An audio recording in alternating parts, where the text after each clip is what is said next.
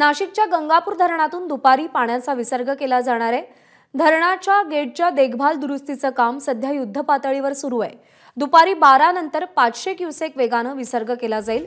गंगापूर धरणाचा पाणीसाठा सध्या 80% वर गेल्याने यंदाच्या मोसमातला पहिला विसर्ग गंगापूर धरणातून आज केला जाणार आहे।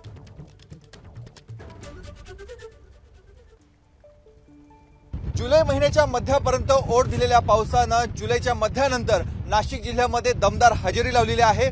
गेल्या काही दिवसांमध्ये संततधार पाऊस कुठे झाला तर धरणांच्या पाणलोट क्षेत्रामध्ये मुसळधार पर्जन्यवृष्टी झाली। त्यामुळे नाशिक जिल्ह्यातल्या धरणांमधला जलसाठा हा दुपटीपेक्षा अधिकने वाढलेला आहे। अनेक धरणांमधनं विसर्ग देखील सुरू करण्यात आलेला आहे।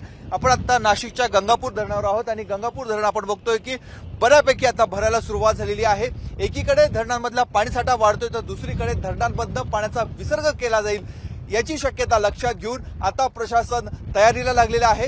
गंगापूर धरणामधनं पाण्याचे 9 दरवाजे आहेत। हे 9 दरवाजे ज्यावेळेस खुले केले जातात त्यानंतर पाण्याचा विसर्ग केला जातो। टप्प्याटप्प्यानं 1, 2, 3 अशा स्वरूपाचे दरवाजे हे खोली केले जातात आणि त्यानंतर पाण्याचा विसर्ग केला जातो।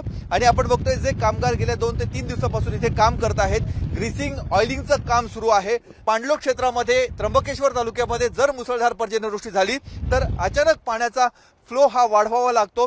त्यामुळे टप्प्याटप्प्याने आता देखभाल दुरुस्तीचं काम हाती घेण्यात आलेले आणि हे सगळे कामगार आपण बघतोय ग्रीसिंग ऑइलिंगचं काम करतायत। कारण जी प्रक्रिया विसर्गाची आहे ती विसर्गाची प्रक्रिया सहज व्हावी, सुलभ व्हावी यासाठी हे सगळे हात झटत आहेत। त्यामुळे धरणातला पाणीसाठा वाढत असताना पाण्याचा विसर्ग करण्याची देखील प्रशासनाची तयारी आता सुरू झालेली आहे। अद्याप पाण्याचा विसर्ग केला गेलेला नाहीये, मात्र ज्यावेळेस धरणातला पाणीसाठा हा 75% पेक्षा जास्त जातो त्यानंतर पाण्याचा विसर्ग हा दरवर्षी केला जातो। कॅमेरामन मयूर बारगेसह मुकुल कुलकर्णी, एबीपी माझा, गंगापूर धरण, नाशिक। एबीपी माझा, उघडा डोळे बघा नीट।